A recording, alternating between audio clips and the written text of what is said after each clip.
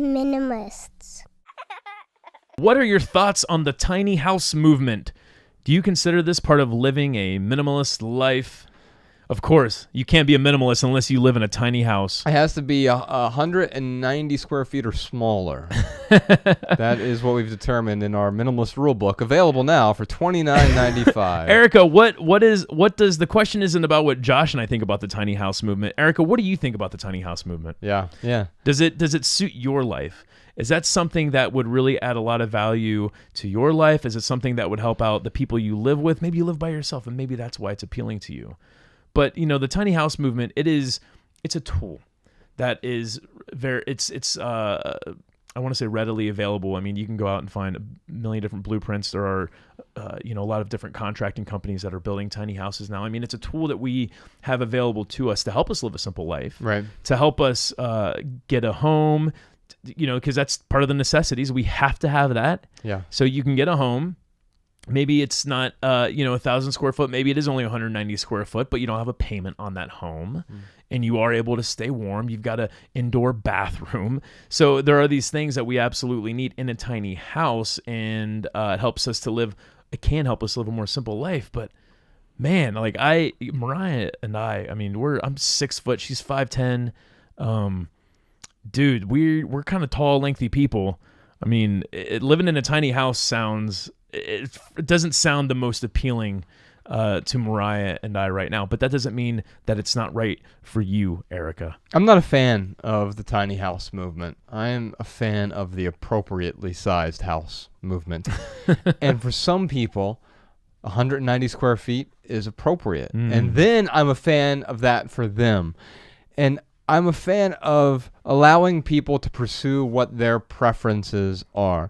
I really think it's nice. I like what our friend Graham Hill is doing with tiny apartments, and especially in cities like New York City, where he's in our documentary, and they have that 420 square foot apartment that sleeps 7, and you can have dinner for 10 in the house, and you can have a movie theater screening of with 8 people, and all in this 400 square foot place, because it's modular and things come out of the ceiling and the floor, and you got a stand-up desk and a couch. You have all of these things where they're using that space to the best of their ability, and I really like that, because that 400 square feet feels way bigger, because they have some taller ceilings. It feels way bigger than 400 square feet. Yeah. Now, Bex and Ella and I live in a place that is probably 900 square feet. I don't know. I don't measure my square footage, but what I know is it's appropriately sized for us. There are 2 bedrooms. There's a living room / dining / kitchen area,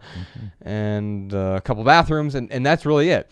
That's what is appropriate for us. However, that wasn't always appropriate for me. I used to live in a loft apartment, because that is what worked for me when I was single. It was just me by myself. Let's just have this one room that is appropriate for me. So what is appropriate today may change tomorrow. The living space that you need right now might not be the living space that you need tomorrow. I think about the empty nesters who keep their big 5-bedroom houses, and all 4 kids are out of the house, and all of a sudden they're like, well, I guess we'll just hang around here. We've got way too much house. And so what do they try to do? They try to cram a life into that house, because it's all they know, as opposed to finding a new house that fits whatever their new lifestyle is. And so regardless of the square footage of your house, I would encourage people to not feel compelled to cram someone else's version of an ideal life into that square footage. Find the square footage that's right for you, but always be willing to adjust accordingly. Yeah, man. Even if you and I were big fans of tiny houses, and let's say we were living the tiny house dream, I mean, we would not impose that preference on other people. Exactly. Yeah, and if you have a 3,000 square, actually, I think the average house being built last year was 4,300 square feet or something. Wow. You know what? There are plenty of people who get immense value from something like that, and I'm not one to judge. However, if you look at the heat map study, it's in our documentary, on a monthly basis, we tend to use about 40% of our households on average. So most people aren't going to get basically, they're not going to use half the space that they live in right now.